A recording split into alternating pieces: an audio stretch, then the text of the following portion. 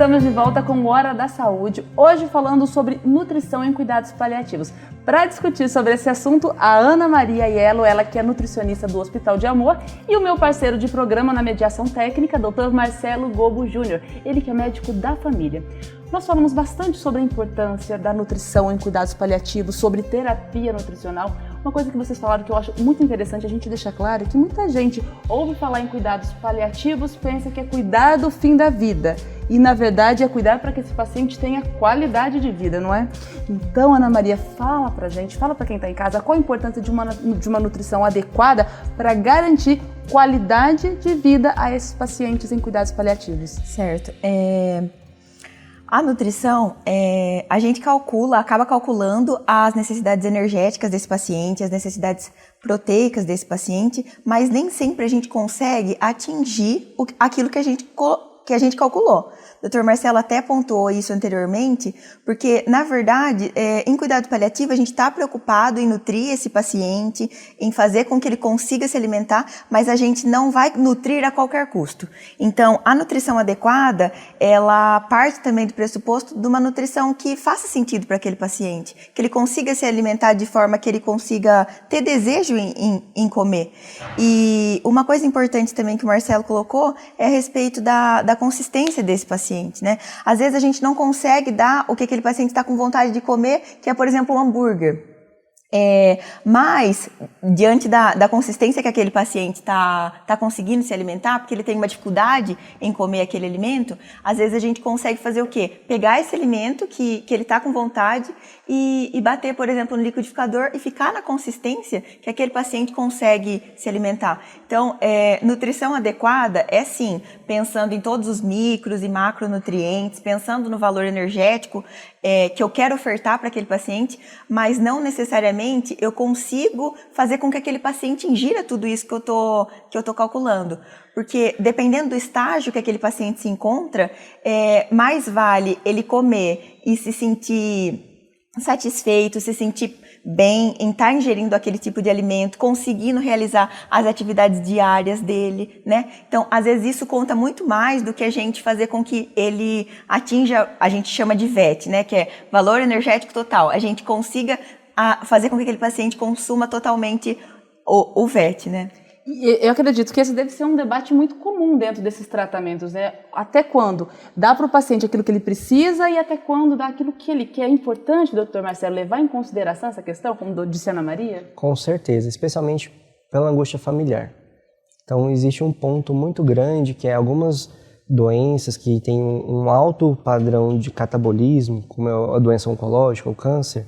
O que é isso, padrão de catabolismo? Ela consome muito a pessoa que tem a doença. Ela vai levando para um estado que a gente fala que é caquexia e hiporexia. O que é isso? Eu vou ficando muito debilitado e consumido e eu não sinto fome. Por que não sinto fome? Porque o produto do adoecimento, né, da doença instalada no corpo, gera alguns resíduos que vão inibir meu centro da fome. E aí a família se preocupa muito com isso, especialmente quando a gente vai se aproximando do momento de terminalidade. Né? Nossa, mas ele não está comendo. E agora? Como é que eu vou fazer? Ele não come, então está indo muito mal. Como a Ana disse, a gente está acostumado a lidar com o alimento como segurança, né? Desde que a gente nasce, a hora que a gente vai ter o processo de amamentação e tudo mais, a gente associa que saúde, estar bem, estar protegido tem a ver com aquilo que eu como e como. E aí, de repente, aquilo para. E para porque o corpo não está precisando daquilo, né? Aquilo não vai mudar o desfecho, não vai mudar o caminho. Mas é extremamente angustiante para quem está cuidando desse paciente. Porque sente que é como se aproximasse mais o momento da morte. E a dor da família aumenta muito nesse sentido. Só que às vezes a pessoa não dá conta de comer. Porque ela vai comer, ela vai ficar nauseada. Ela não tem apetite. Não tem apetite porque o adoecer levou o apetite embora. Né? E aí a gente tem que ter um jogo de cintura muito grande para poder levar isso e apresentar essa informação para a família. De que às vezes a gente vai ter que abrir mão dessa quantidade toda de alimento, ofertar aquilo que a pessoa dá conta e aquilo que a pessoa quer. Que às vezes ela não vai querer. Né?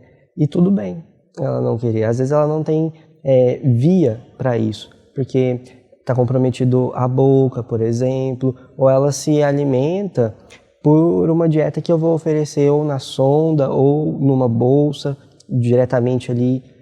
E aquilo para a família às vezes pode assustar, né? Nossa, mas não come.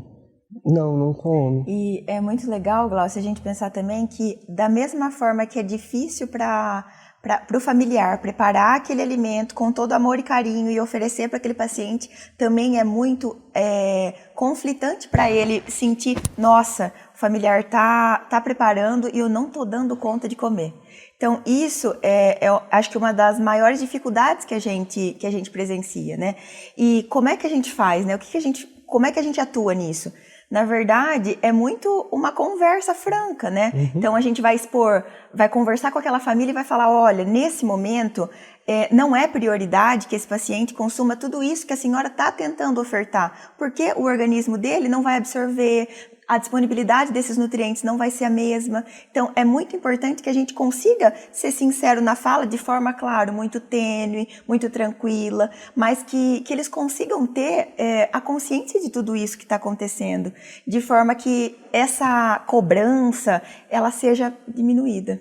Isso é tão importante, especialmente dentro do trabalho em equipe, porque vai interferir, por exemplo, na minha percepção de dor, na minha qualidade de sono, por exemplo. Porque às vezes eu posso estar muito angustiado com o cuidado que o outro tem em relação a mim e eu não consigo corresponder e vice-versa, né? E isso vai gerando outros problemas de saúde que são pequenos ali e que às vezes vão ficando grandes porque vão se somando e que podem ser resolvidos numa conversa multidisciplinar. É uma outra educação alimentar que precisa ser desenvolvida com todo mundo. Sim, com certeza. Então às vezes eu preciso entender onde é o entrave.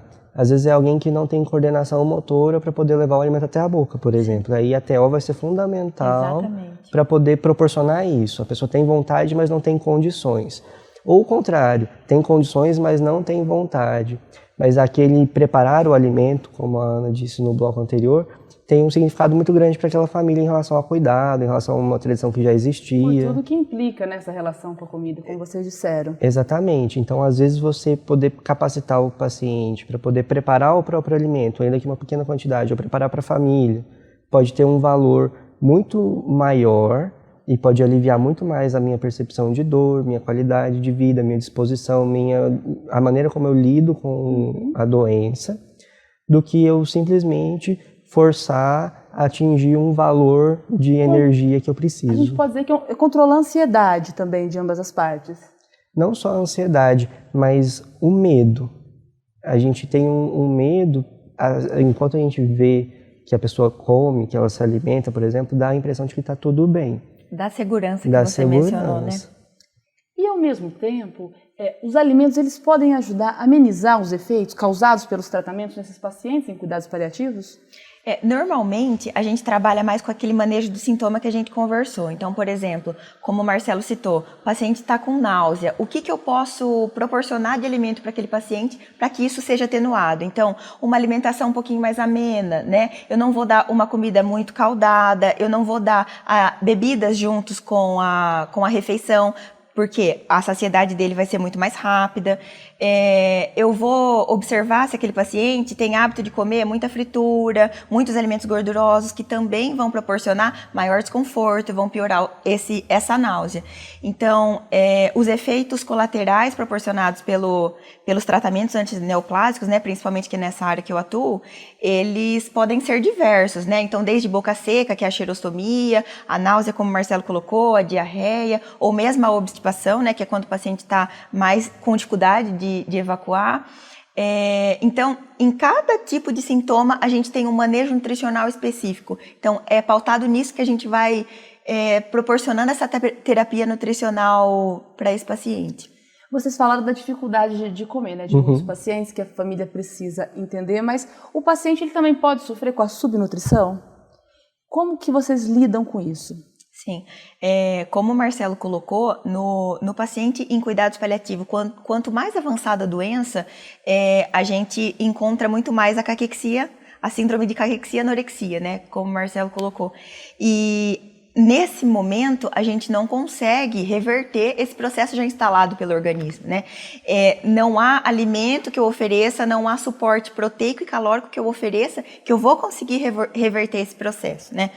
Já a desnutrição, então, como o Marcelo também colocou anteriormente, às vezes o paciente vai dar início ao tratamento, né, quimioterápico, e ele está com o IMC mais diminuído, com uma depressão de massa muscular, com uma depressão de massa gorda, e aí no início a gente consegue ter maior artimanha, né, consegue proporcionar um manejo nutricional mais adequado. Então, às vezes ofertando um pouquinho mais de caloria, ofertando um pouquinho mais de proteína, dependendo de como que está essa reserva desse paciente.